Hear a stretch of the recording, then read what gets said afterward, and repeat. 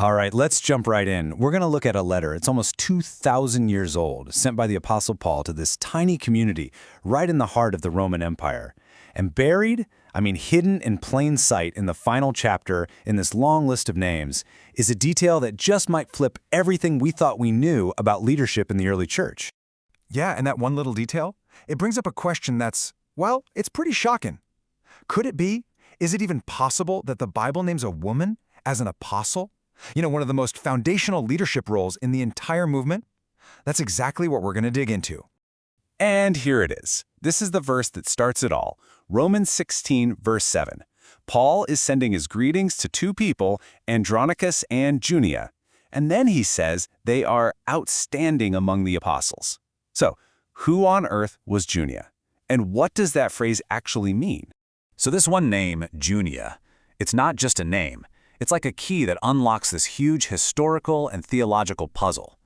To figure it out, we've got to unpack the language, the context, the history, everything surrounding this single controversial verse.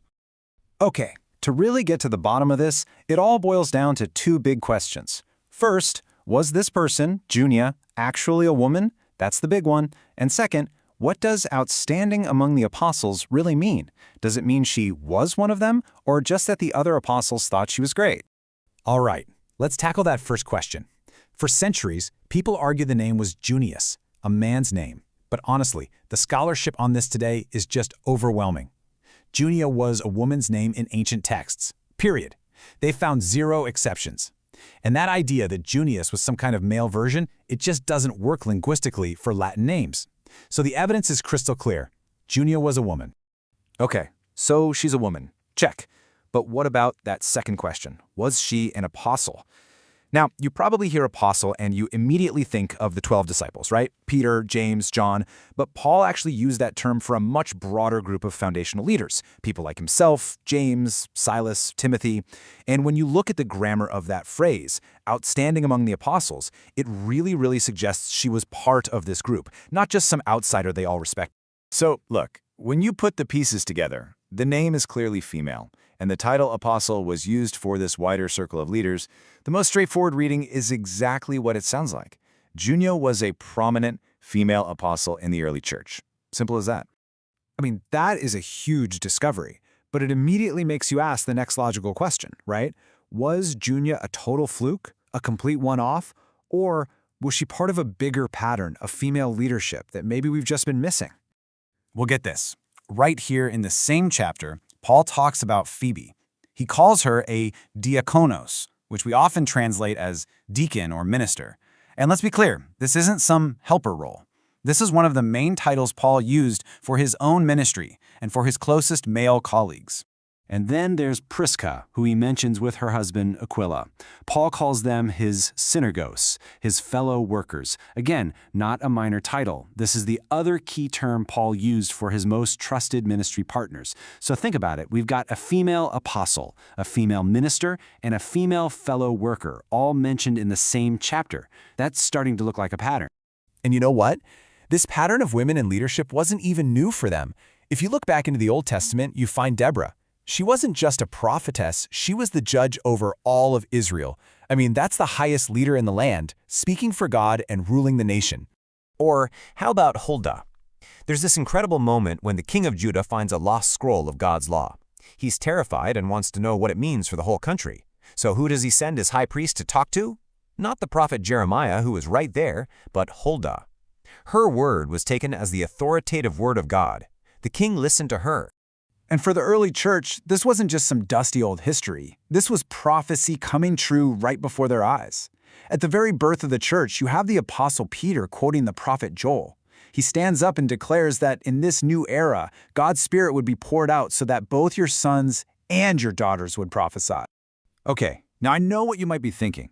This all sounds great, but what about those other verses? The ones where Paul seems to say the complete opposite, that women should keep silent in church. And that's a totally fair question. We have to tackle the counter-evidence head-on if we're going to be honest about this. This is where understanding the difference between a universal, forever command and a specific instruction for a specific situation is absolutely crucial. Many scholars point out that the command in 1 Corinthians 14 seems to be about stopping disruptive questions during a service, And the one in 1 Timothy 2? That's in a letter that's all about warning against false teachers who are specifically targeting and misleading women. So in both cases, it's very possible this was a targeted solution for a local problem, not a blanket rule for all time. And here's the real clincher. In his own letters, Paul clearly assumes women are speaking in church.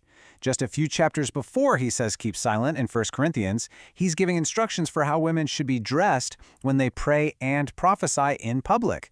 You literally cannot prophesy while being silent. So that right there tells us the issue is way more complex than just one verse. So we have this pattern of female leadership, right? But it seems like it's especially concentrated in this one letter to the church in Rome. Why? What was so special about that community? This brings us to the final, and maybe the most fascinating piece of the whole puzzle. I mean, the social snapshot we get of the early Roman church from this chapter is just incredible. It was so diverse. You've got names Paul greets that were common for slaves, right alongside people connected with Herod's royal family and even the emperor's inner circle. This was not some backwater group. They were complex and seriously well-connected. And that context is everything, because it reveals this crucial insight. It's probably not a coincidence that the two places where Paul names the most women in ministry, Rome and Philippi, happen to be two of the most gender-progressive places in the entire Roman Empire at that time. This connects all the dots.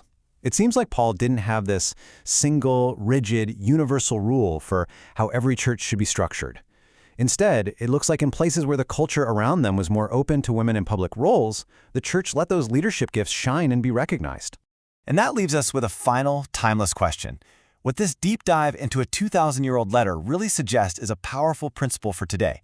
It asks us to think about this. Could it be that the number of leaders we have in any community isn't some fixed number, but that it actually grows or shrinks based on one simple thing: whether or not we're willing to welcome their gifts?